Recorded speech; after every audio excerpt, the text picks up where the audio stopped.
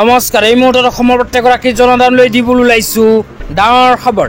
আজি হৈছে 20 এপ্ৰিল। আজি অসমৰ লাখ লাখ দুখীয়াসকললৈ কেইখনমান চৰকাৰী আঁচনি লৈ দিবলৈ ওলাইছো ডাঙৰ খবৰ। তো যিসকল মানুহে ভিডিঅ'টোত ক্লিক কৰিছে অনুগ্ৰহ কৰি ভিডিঅ'টো স্কিপ নকৰি প্ৰথমৰ পৰা শেষ লৈ চাই থাকিব, কিয়নো এইটো ভিডিঅ'ৰ মাজত মহিলাসকলৰ পৰা আৰম্ভ কৰি চৰকাৰী ঘৰলৈ কেইখনমান গুৰুত্বপূৰ্ণ খবৰ আপোনালোকক প্ৰদান কৰিম। অনুগ্ৰহ কৰি ভিডিঅ'টো স্কিপ নকৰি প্ৰথমৰ পৰা শেষ লৈ চাই থাকিব। লগতে মোৰ চেনেলত নতুন হলে প্লিজ চেনেলটো ছাবস্ক্ৰাইব কৰি মোৰ লগত থাকিব। তো বলক ভিডিঅ'টো আৰম্ভ কৰি আজি প্ৰথমটো গুৰুত্বপূৰ্ণ খবৰৰ বিষয়ে বিস্তাৰিত জানি লওক। তো আজি প্ৰথমটো গুৰুত্বপূৰ্ণ খবৰ হ'ল মহিলাসকলৰ বাবে। তো মহিলাসকলৰ বাবে ভাৰত চৰকাৰে আৰম্ভ কৰিছে প্ৰধানমন্ত্ৰী মাতৃ বন্দনা যোজনা আঁচনি। এইখন আঁচনিৰ জৰিয়তে মহিলাসকলে 5,000 টকা নিজৰ বেংক একাউণ্টত লাভ কৰিব। তো কোনবোৰ মহিলাসকলে কেনেকৈ লাভ কৰিব, কেনেকৈ এইখন আঁচনিত আবেদন কৰিব পাৰিব সবিস্তাৰে আপোনালোকক জনাই দিছোঁ। অনুগ্ৰহ কৰি ভিডিঅ'টো স্কিপ নকৰি চাই থাকিব। তো ইয়াতে লিখা আছে প্ৰধানমন্ত্ৰী মাতৃ বন্দনা যোজনা PMMVY. It is a flagship scheme of the government for pregnant women and lactating mothers. তাৰ পিছত বেনিফিটছৰ ভিতৰত কোৱা হৈছে it is a direct benefit transfer DBT scheme cash benefit of 5,000 in 3 instalment. তো ইয়াতে কোৱা অনুযায়ী গৰ্ভৱতী মহিলাসকলৰ বাবে এইখন আঁচনি গৰ্ভৱতী মহিলাই কৰিব পাৰিব প্ৰধানমন্ত্ৰী মাতৃ বন্দনা যোজনা আঁচনিত আবেদন।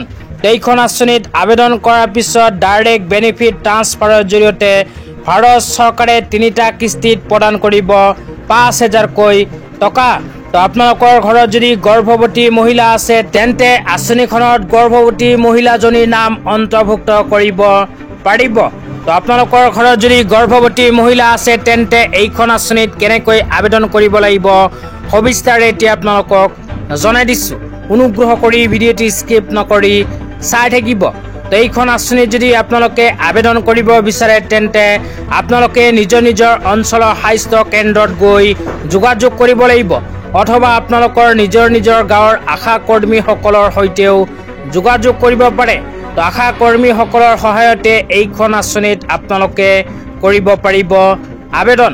তো আবেদন সম্পৰ্কে যদি আৰু বিতংভাৱে জানিব বিচাৰে তেন্তে এইটো ভিডিঅ'ৰ কমেণ্ট বক্সত কমেণ্ট কৰি জনাই দিব।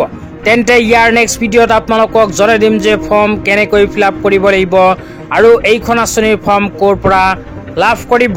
তেতিয়া আপোনালোকক দিবলৈ ওলাইছোঁ আজি দ্বিতীয়টো খুবেই গুৰুত্বপূৰ্ণ খবৰ। তো আজি দ্বিতীয়টো গুৰুত্বপূৰ্ণ খবৰ হ'ল চৰকাৰী ঘৰলৈ। তো ইয়াতে কি কোৱা হৈছে আপোনালোকক বিতংভাৱে জনাই আছোঁ, অনুগ্ৰহ কৰি ভিডিঅ'টো স্কিপ নকৰি চাই থাকিব।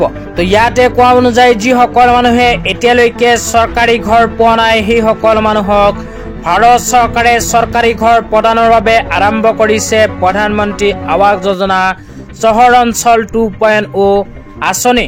এইখন আঁচনিৰ জৰিয়তে ভাৰত চৰকাৰে প্ৰদান কৰিব ছাবচিডি ঘৰ। তো আপোনালোকে যদি আঁচনিখনৰ বিষয়ে জানিব বিচাৰে তেন্তে অনুগ্ৰহ কৰি চাই থাকিব। তাৰ পিছত লিখা আছে 1 কোটি নতুন ঘৰ অনলাইন পঞ্জীয়ন আৰম্ভ। ভাৰত চৰকাৰে 2025 চনত 1 কোটি নতুন ঘৰৰ অনলাইন পঞ্জীয়ন প্ৰক্ৰিয়া আৰম্ভ কৰিছে।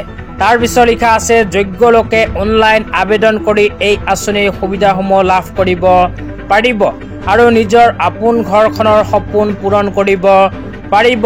লগতে আৰু কোৱা হৈছে অধিক তথ্যৰ বাবে আপোনাৰ সংশ্লিষ্ট পৌৰসভা উন্নয়ন প্ৰাধিকৰণৰ সৈতে যোগাযোগ কৰক।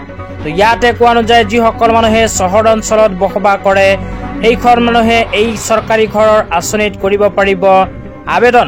তো আবেদন কৰাৰ বাবে আপোনালোকে নিজৰ নিজৰ অঞ্চলৰ সংশ্লিষ্ট পৌৰসভা বা উন্নয়ন প্ৰাধিকৰণৰ সৈতে যোগাযোগ কৰিব পাৰে।